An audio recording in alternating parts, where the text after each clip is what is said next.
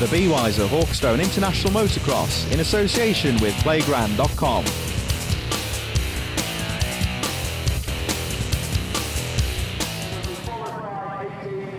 Welcome back to Hawkstone Park for the super final, where the top riders in the MX1 and the MX2 class go head to head. As we see David Pooch's there, number 46, lining up. The MX2 riders have the preferential gate pick, so they've gone down there first, got a slight advantage as the gate drops. Away they go. Some of you say the MX2 riders with the better gate pick, so really an MX2 rider should get the whole shot. We'll wait and see. And yes, indeed it is. It's Jeremy Seawer, the Swiss rider on the factory Suzuki, that takes the lead. He goes over the jump, and oh, he goes down. Seawer's gone down into the ditch. Collects another couple of riders in the melee. Big crash there for Seawer, but I think he's okay. We'll just see if we can catch a replay of that, because that was a big fall there from Seawer. Got it all wrong into the ditch, and collected there Davey Pooches. Now, I've been down in that ditch before, and on an on-track excursion, you might say, and it's very difficult to get out of there. So I think Seawer and Pooches well and truly out of the reckoning. Let's see if they get back amongst the front runners, but they're going to have a lot of work to do. So in amongst all the action, it looks like Anstey is now taking the lead. Watson in second place, and I think Kevin Woot's also well placed on the MX1 machine there.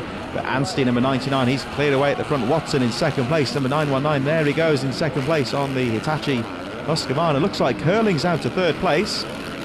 The Sal also well placed. We can also see the distinctive red jerseys there of the factory Suzuki riders. Also, other riders got away cleanly at the front as Anstey leads them round for the first time. Watson in second place is a British 1-2. Jeffrey Hurling's in third, so he's got a little bit of work to do to try and get up amongst the lead rider there, Anstey. As the rest of the field go through for the first time now, looks like Anstey's starting to pull away at the front, and Watson coming under pressure in second place. The super finalists sees, as we said at the start of the race, the top MX2 and MX1 riders go head to head, and the winner takes home the Georges Jobet Memorial Trophy, which was instigated a couple of years ago in memory of the late former world champion Georges Jobet, who was very fondly remembered, you might say, by the fans here at Hawkstone Park. And the Jobet Super Final Trophy is awarded to the rider who wins the toughest race of the day. You can see just how tough and gnarly this track's been. We've got the two international races for the MX1 and MX2 classes, and of course the youth riders who supported us earlier on today, where local rider Henry Williams took the overall victory. Back here with the super final though, Anstey starting to pull away now as Watson comes under pressure from Hurlings, who I think has gone through into second place. There's Watson, number 919. And let's see where Hurlings is. There he is. It looks like he's through to second place and starting to put the pressure on Anstey. The MX2 riders getting a good clean start there. They had the preferred gate pick. They used to have a 5-second head start, but that's been abolished for 2016. Wasn't too much of an issue for them, but oh, somebody's taken a tumble there. That's one of our Belgian privateer riders has gone down on the jump into the tunnel. Volker's there, number 69. I think he's okay, just a bit winded as they come. The lead is now coming through back towards the sandhole once again, and if you look just to the top of the screen there, just see the sheer number of spectator vehicles here at Hawkstone Park. None of them are leaving early, because this is an exciting super final now, with Anstey leading the way and Hurling starting to close up as DeSalle goes through there, buried amongst the top 10 riders, trying to close up on Kevin Woot. I think is now in third place. So here comes Anstey. Hurling's on his tail in second place, and let's look further behind. Sirius in third place. Looks like it's still Watson in third. DeSalle now through to fourth, and that could well be Townley, I think, in fifth, with Strybos, another former winner of the Georges Jobet Trophy, currently I think in fifth place. And there's a rider, I think that's Covington there on the side of the course there. He dropped out early on in this race, going out back onto the course again to do a bit more testing, but it's been a day to forget for Thomas Covington, number 64, teammate of that guy there, Max Anstey. Covington had a great ride here at Hawkstone Park last year, but it's been a day to forget for him, but I'm sure we'll see him back when the Grand Prix season starts very soon in Qatar, as Anstey still leads the way. Hurling still in second place as the rest of the field go flying through in these opening few laps, and Anstey doing a great job here of holding off Hurlings. Now this can be very encouraging indeed. Of course, Anstey, who had that nasty crash at the Motocross of Nations, his winter training has been hampered somewhat, and Hurling's pretty much back to full fitness. So Anstey, who needs to beat this guy in second place to secure the World Championship this year. It's his big year, Max Anstey on the factory Husqvarna, one of the favourites for the World MX2 title, but his main rival in second place, none other than the Sandmaster Jeffrey Hurlings, two-time world champion, of course, the MX2 class. And this does bode well for the season for Max Anstey if he can keep Hurlings behind him. And the crowd know this, they're urging on Max Anstey as he goes through in towards the whoop section around the back of the course.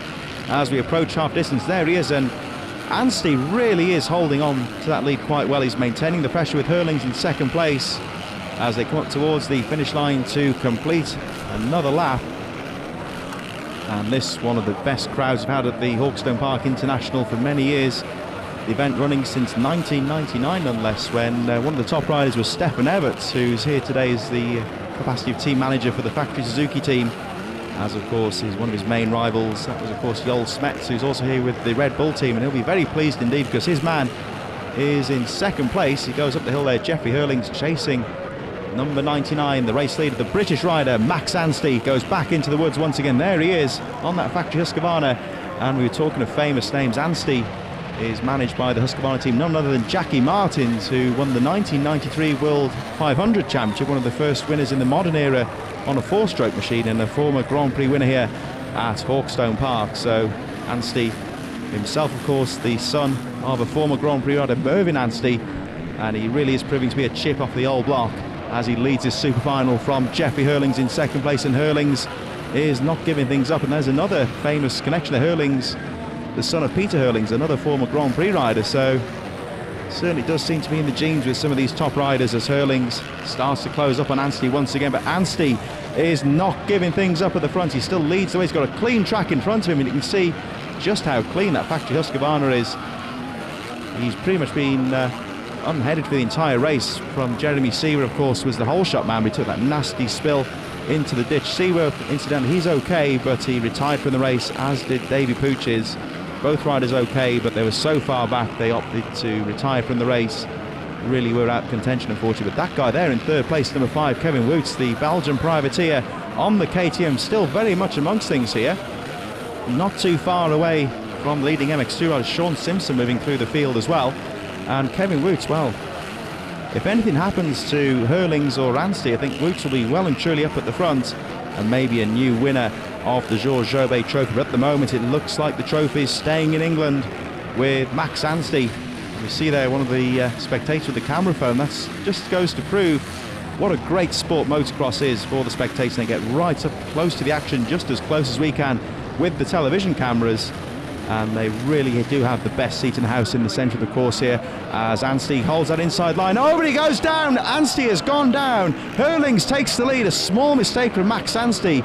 Townley on the outside line. It looks like he's struggling to get past Anstey as he picks that machine out of the sand. We look at this again, and just a small mistake from Max Anstey. Lost the front end, and Hurlings is clear through in the lead now as Simpson moves through. Anstey out of the race. He's okay, but out of the race, and that means that Jeffrey Hurlings takes the super final and the Georges Jobet Trophy. Sean Simpson through to second place, and Kevin Strybos in third.